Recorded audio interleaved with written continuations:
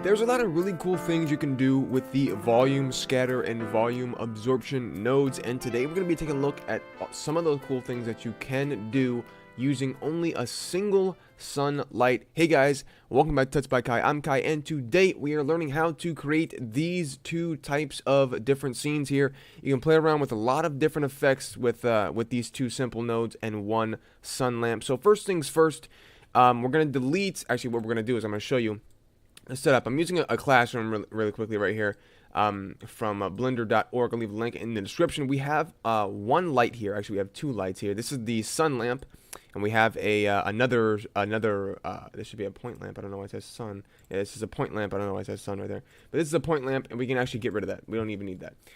So we have one light. We have a sun light. It's going directly through the windows. I just shot that right through there just so we can get some lighting going on. Now, if I were to take away this volume scatter and volume absorption nodes, and then give this a render once again, you can see that we have this really cool sun type lighting that almost looks volumetric. It looks like regular daylight. It looks semi-realistic, and it looks pretty freaking amazing. Then you add those nodes back in, and then instantly we have some type of zombie apocalypse film or something like that.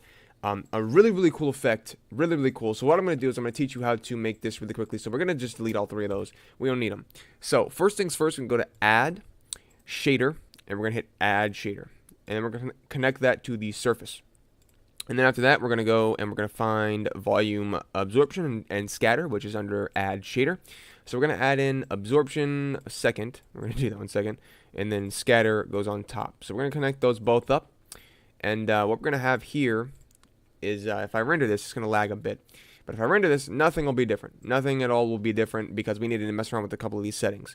So what I'm going to do is I'm going to go 0.8 on volume absorption down on the bottom, 0.8, and I'm going to turn that rendered off for a second.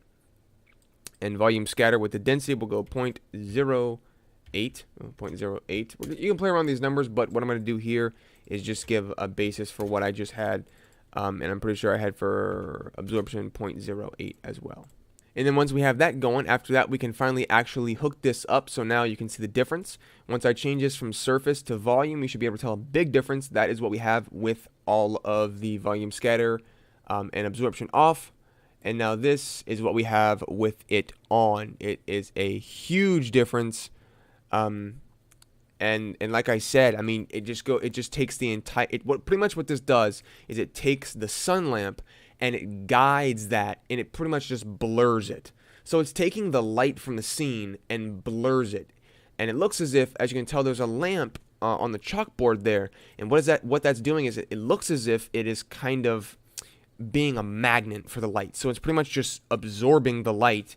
And it's super simple to do. It works for almost any situation. I've seen people do this for dusty attics. I've seen people do this for, like I said, a zombie apocalypse type of thing. I've seen people do this for many different things. It has many different uses. You should use it all the time. I hope you guys enjoyed this tutorial. I hope you guys learned something new today. I'll see you guys in the next tutorial. But until then, bye.